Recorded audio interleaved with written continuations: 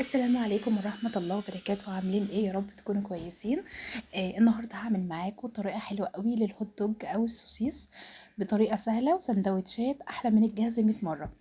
معانا هنا سوسيس او هوت دوج. هنقطعه شرايح رفيعة خالص.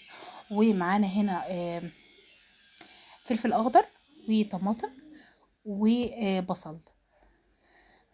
لو عندكم فلفل الوان يا ريت، انا ما كانش عندي فعملت فلفل اخضر بس.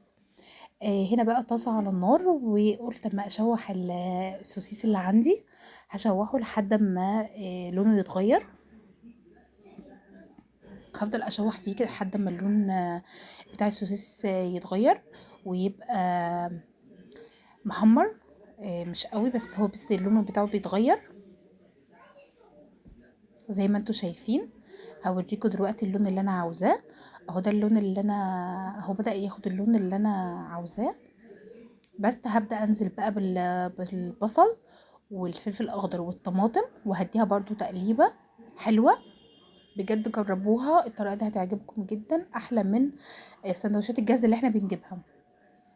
دلوقتي بقى معايا صلصة طماطم. قلت اما احط الطماطم عندي هنا كانت خلصانة، فقلت ازود شوية مية وحطيتهم. وحطيت رشة فلفل ورشة ملح عشان بس يطعم الصلصة اللي انا حطيتها. بس كده طريقة سهلة وجميلة واحلى سندوتشات هتاكليها. هنا كان عندي باربيكيو، حطيت معلقة، ولو عندك كاتشب حطي معلقة برضو.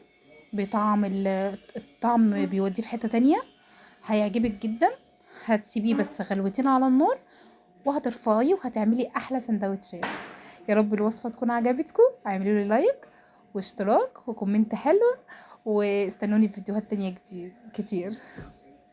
واستنوني في فيديو جديد. باي باي.